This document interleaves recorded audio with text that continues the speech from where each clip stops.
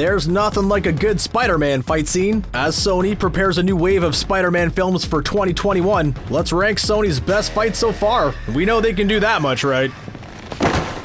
Pizza time.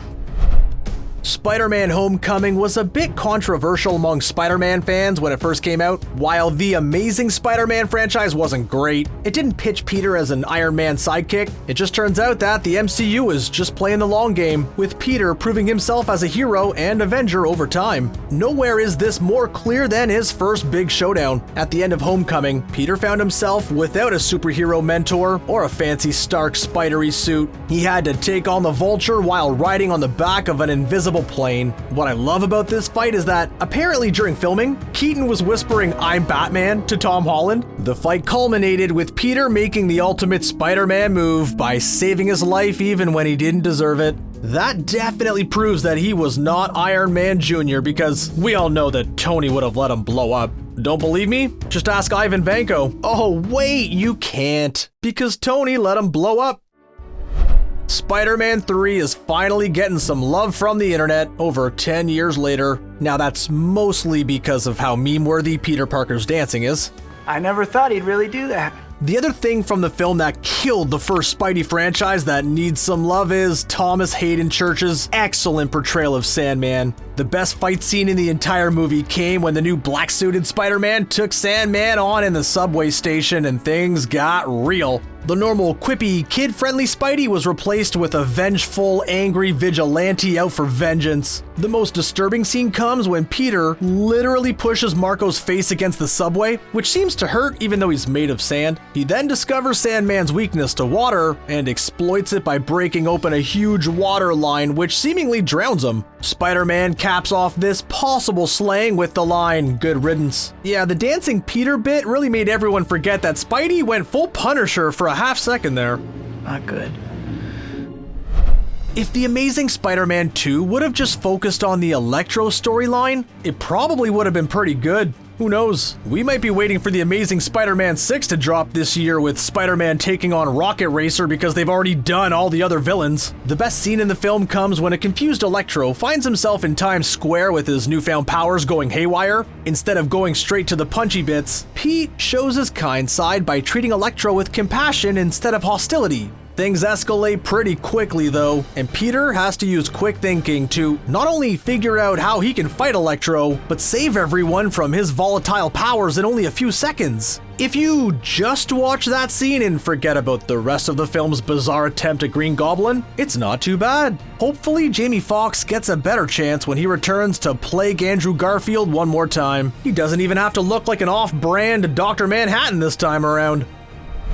Spider-Man is mostly known for being a friendly neighborhood superhero. His commitment to the little guy really makes him stand out in a world of heroes who focus on giant, world-ending threats. That being said, it doesn't mean that he can't take on those kinds of threats when the time comes. He proved this in Infinity War, when he finally went full Avenger alongside Iron Man, Doctor Strange, and the Guardians. Thanos still stands as the toughest threat in the MCU. This guy put more of a hurt on Hulk than the reviews of The Incredible Hulk. Still, the toughest little hero from Queens more than held his own against the Mad Titan. His quick attacks combined with Doctor Strange's magic portals proved to be a winning combo. Most notably, Peter very nearly ended the entire Thanos conflict by pulling the glove off. If that other Peter had managed to keep his cool for like 10 more seconds, Spidey would have ended the whole thing. I'm just gonna say it. Between Peter's Quill and Parker, Spidey is the #1 Peter in the MCU.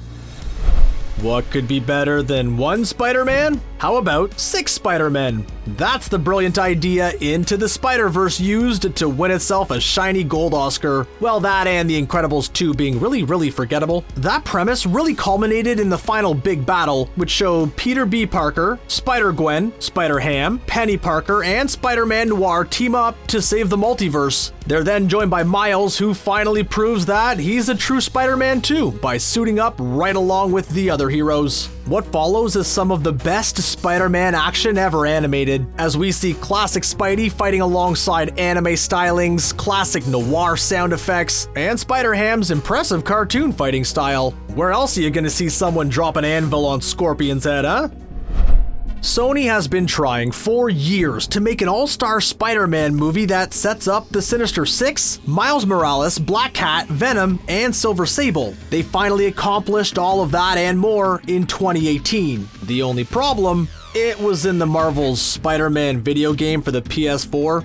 The plot all comes to a head when Peter has to face off against his mentor, Otto Octavius, in one final fight with a brand new spider suit that he just finished making. From a video game standpoint, the fight is not particularly difficult or nuanced. From a story perspective, though, it is heartbreaking. You see, this version of Doc Ock has gone cuckoo for Cocoa Puffs due to a degenerative illness he was hoping to alleviate. His metal arms were in fact tools that he used to cope with his ailing body. Defeating Otto would save New York, but it would also doom Otto to the disease he considered to be his worst nightmare. The level of expression from the two video game characters in the scene literally makes you forget you're watching a cutscene and not one of Sony's best films.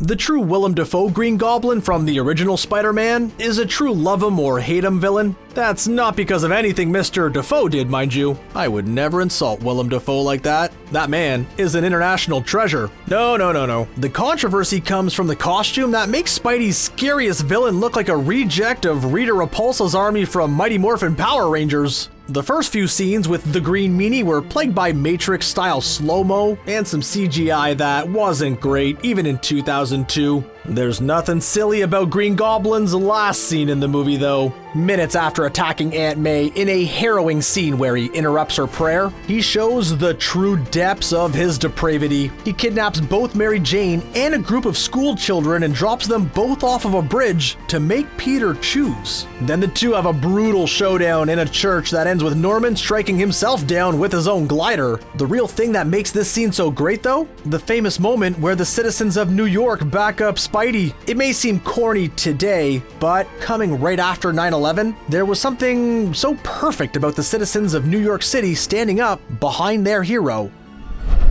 Everything Marvel fans wanted before 2016 was the fever dream that one day Spider-Man would join the Avengers in the MCU. Then Marvel and Sony did the unthinkable by putting Spidey in Captain America Civil War. Not only did we get to see Spidey fight it out with the MCU heroes, but it might be the most charming Tom Holland has ever been in the franchise. His showdowns with Captain America, trading comments about growing up in New York, him geeking out about Winter Soldier's arm, and his magnificent entrance after the words "Under Ruse" are all iconic moments for both the MCU and the Spider-Man extended franchise. This all peaked when Spider-Man figured out how to take giant-sized Ant-Man down by invoking the Empire Strikes Back. What could be a better showing for the world's nerdiest superhero than to have him figure out how to take a giant down with a Star Wars reference? Ah, mwah, genius!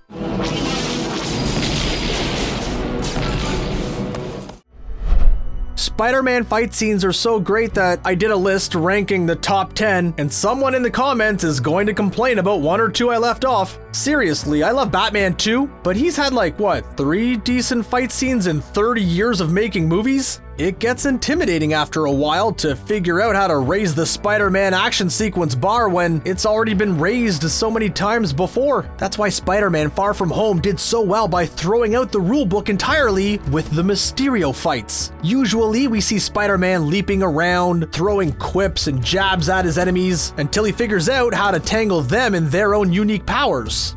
With Mysterio, that wasn't an option. Instead, Peter had to trust his senses and his wits as he separated illusion from reality with some truly mind-bending visuals. The last of these sequences ended in tragedy as Quentin Beck lost his life but took a piece of Peter's with him.